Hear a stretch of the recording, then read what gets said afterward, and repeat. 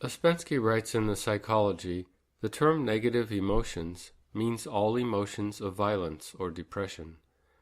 Self-pity, anger, suspicion, fear, annoyance, boredom, mistrust, jealousy, and so on. Ordinarily, one accepts this expression of negative emotions as quite natural and even necessary. Very often, people call it sincerity. Of course, it has nothing to do with sincerity. It is simply a sign of weakness in man, a sign of bad temper, and of incapacity to keep his grievances to himself. Man realizes this when he tries to oppose it, and by this he learns another lesson. He realizes that, in relation to mechanical manifestations, it is not enough to observe them. It is necessary to resist them, because without resisting them, one cannot observe them.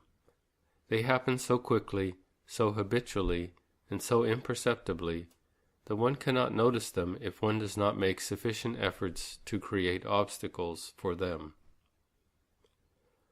I would add to his list some of the subtler negative emotions, such as irritation with other people's behavior, and impatience in all its forms. Often negative emotions have their root in the instinctive center, but simply knowing that does not change anything. We must accomplish a certain work in relation to them. One of the hardest things to believe about negative emotions is that part of us actually enjoys experiencing and repeating them, despite their unpleasant nature. If you take away one subject of negativity, it will usually be replaced by another. By this, we see that a part of us is committed to being negative. While we profess that we would like to avoid unpleasant feelings, self-observation reveals that it is simply not the reality. In the fourth way, negative emotions are not bad, and are not something to feel guilty about. They are simply mechanical. It objects to them on two basic grounds. First, so long as we believe that we are the part of us which experiences and relives these feelings, it is basically not possible to remember ourselves.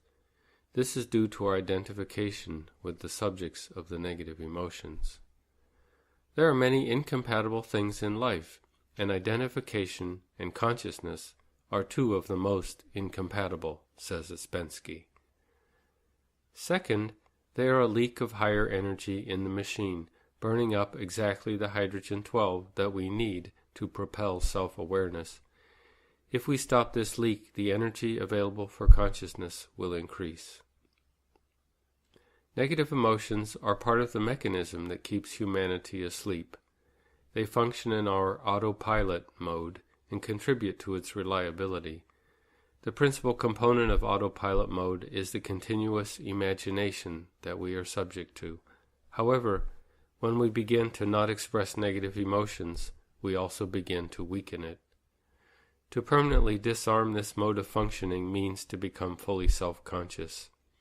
Every step of the way there must be based on conscious efforts, that is, internal efforts made in a state of self-awareness. By not expressing negative emotions, we begin to see how mechanical we are, and this is the first step of becoming free from mechanicalness. Ouspensky called it putting spokes in the wheel of mechanicalness, that is, interrupting the smooth turning of that wheel.